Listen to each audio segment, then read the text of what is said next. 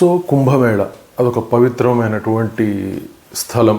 అక్కడ దాదాపుగా పుష్కరం అంటే 12 సంవత్సరాలకు వచ్చే పవిత్ర స్నానాలు అక్కడ చేయాల్సి ఉంటుంది.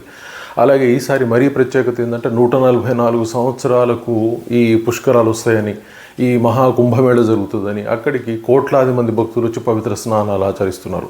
కానీ మరి దేశంలో ఏమవుతుందో అర్థం కావట్లేదు, కానీ నీచులకు మాత్రం కొదవలేదు. ఈరోజు ఏం జరుగుతూ ఉందంటే అక్కడ ఈ పవిత్ర స్నానాలకు భక్తి శ్రద్ధలతో వచ్చే మహిళలు స్నానాలు చేస్తున్నప్పుడు కొంతమంది నీచపు మూఠ ఏం చేస్తుందంటే అవన్నీ ఫోటోగ్రాఫ్స్ తీసుకొని, వీడియోలు తీసుకొని ఇంటర్నెట్లో పర్టికులర్గా ఇన్స్టాగ్రామ్లో కావచ్చు, ఫేస్బుక్లో కావచ్చు అవన్నీ సేల్ చేస్తున్నారన్న వార్తలు వచ్చాయి. దాని మీద ఇవన్నీ ప్రయాగకు సంబంధించిన పోలీసులు కేసు ఫైల్ చేసిర్రు.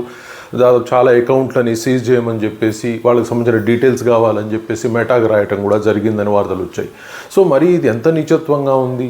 పవిత్ర స్నానాలు చేసేవాళ్ళు, పుణ్యం అర్జించుకోవాలని స్నానాలు చేసేవాళ్ళు, భక్తి ప్రపత్తులో స్నానం చేసేవాళ్ళ వీడియోలు రికార్డ్ చేసి మహిళలవి ఎంతవరకు న్యాయం? అలాంటి వాళ్ళే అప్లోడ్ చేయటం, అలాంటి వాళ్ళే అమ్ముకోవడం.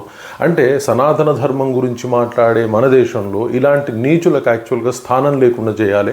ఒకవేళ వాళ్ళు కనుక పట్టుబడ్డట్టయితే వాళ్ళకి కఠినమైన శిక్షలు పెట్టి వాళ్ళు మళ్ళీ బయట కనిపించకుండా చేసేంత పరిస్థితి ప్రభుత్వాలు నిర్ణయాలు తీసుకోవాలి. ఎందుకంటే సనాతన ధర్మంలోని ఇలాంటి చీడపురుగులే ఇలాంటి కార్యక్రమాలు చేపడుతూ ఉన్నారు. అలాగే మహిళలకు అవమానం జరుగుతూ ఉంది, దేశానికి అవమానం జరుగుతూ ఉంది. ఓవరాల్గా మనం చెప్తున్న విషయాలు ఒకటి కనిపిస్తున్నాయి, జరుగుతున్న మరికొన్ని విషయాలు కనిపిస్తున్నాయి. సో దేశానికి అవమానం కలిగించే ఇలాంటి వ్యక్తులని, మహిళలకు ఇలాంటి అవమానం కలిగించి దేశానికి ఓవరాల్గా అవమానం కలిగించే వాళ్ళని మాత్రం కఠినంగా శిక్షించాల్సిన అవసరం ఉంది.